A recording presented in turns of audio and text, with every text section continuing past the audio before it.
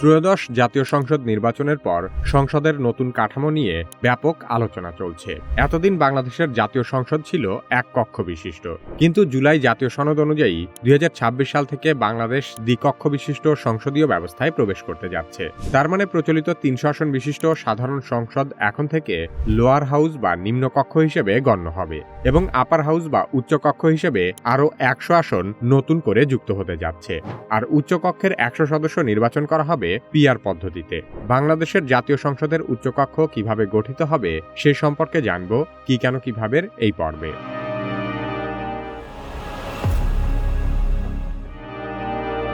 সরাসরি জনগণের প্রত্যক্ষ ভোটে নির্বাচিত সদস্যদের নিয়ে গঠিত হবে নিম্নকক্ষ বা জাতীয় সংসদ। এটি হবে রাষ্ট্রের মূল চালিকা শক্তি।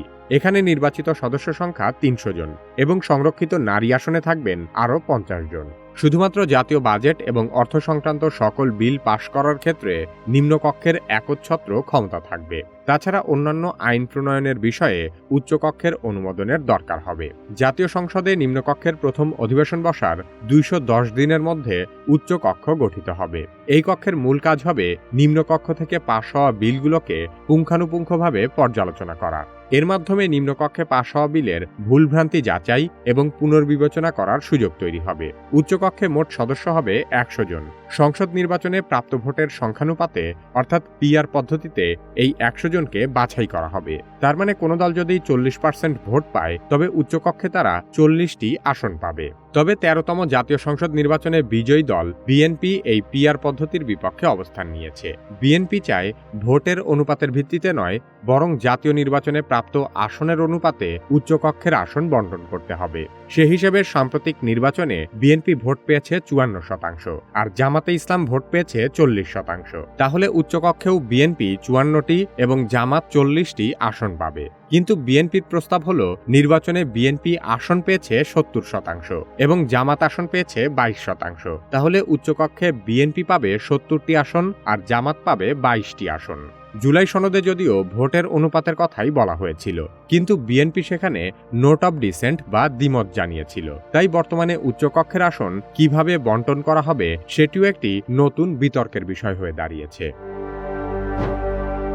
দ্বিকক্ষ বিশিষ্ট ব্যবস্থায় আইন প্রণয়ন প্রস্তাব বিল আকারে উত্থাপিত হবে। অর্থ বিল ছাড়া অন্য যে কোনো বিল পাশের ক্ষেত্রে উভয় কক্ষের সমন্বয় প্রয়োজন হবে। তবে সংবিধান সংশোধন করতে হলে নিম্নকক্ষের 2/3 এবং উচ্চকক্ষের সাধারণ সংখ্যাগরিষ্ঠের ভোট বাধ্যতামূলক। বিএনপি যেহেতু নিম্নকক্ষে 2/3 সংখ্যাগরিষ্ঠতা অর্জন করেছে এবং তাদের ইচ্ছেমতো নিম্নকক্ষে প্রাপ্ত আসনের ভিত্তিতে উচ্চকক্ষ গঠিত হলে সেখানেও বিএনপি স্বাভাবিকভাবেই সাধারণ সংখ্যাগরিষ্ঠতা অর্জন করবে। সেক্ষেত্রে বিএনপিরও অতীতের আওয়ামী লীগের মতোই তাদের দলীয় স্বার্থে যে কোনো আইন পাশ করতে আর কোনো বাধা থাকবে না। সেক্ষেত্রে বিরোধী দলের কোনো মতামত সরকারি দলকে আটকাতে পারবে না।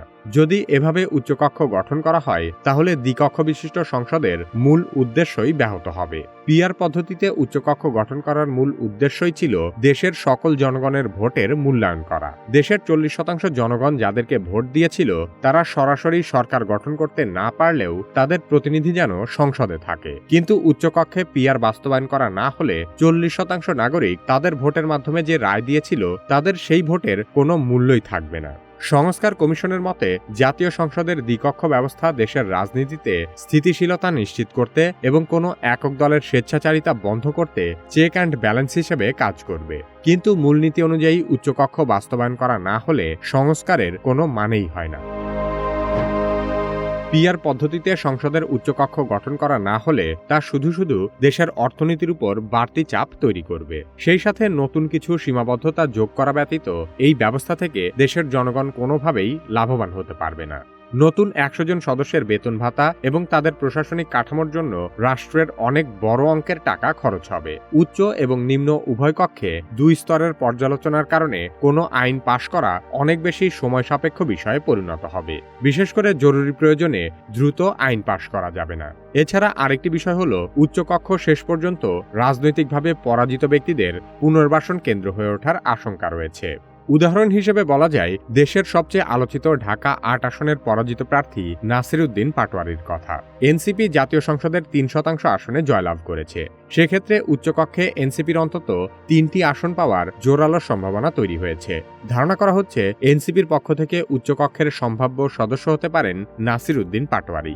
একইভাবে বিএনপি এবং জামাতেরও একাধিক হেভিওয়েট পরাজিত প্রার্থী আছেন।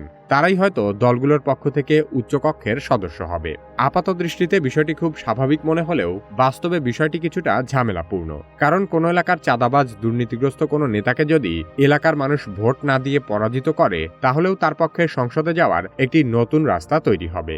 এই প্রভাব খাটিয়ে অসাধু রাজনীতিবিদরা নতুন ধরনের ত্রাসের রাজত্ব কায়েম করতে পারে। বাংলাদেশের সংসদীয় রাজনীতির একটি নতুন ধারণা হলো শ্যাডো ক্যাবিনেট বা ছায়া মন্ত্রিসভা। বাস্তবে এই বিষয়টি বহু পুরনো হলেও বাংলাদেশের নতুন চালু হতে যাওয়া ছায়া মন্ত্রিপরিষদ কিভাবে কাজ করে সে সম্পর্কে আমাদের খুব কমই ধারণা আছে। শ্যাডো ক্যাবিনেট বা ছায়া মন্ত্রিসভা সম্পর্কে জানতে চাইলে কিভাবে এই ভিডিওটি দেখতে পারেন। বর্তমান সময়ে এআই না শিখলে আপনি নিশ্চিতভাবেই পিছিয়ে পড়বেন। যারা নিজে নিজে এআই এর ব্যবহার শুরু করতে ভয় পাচ্ছেন, তারা কিভাবে একাডেমির এআই দক্ষতা কোর্সে ভর্তি হতে পারেন। ভিডিও ডেসক্রিপশন ও পিন কমেন্টে কোর্সের লিংক দেওয়া আছে।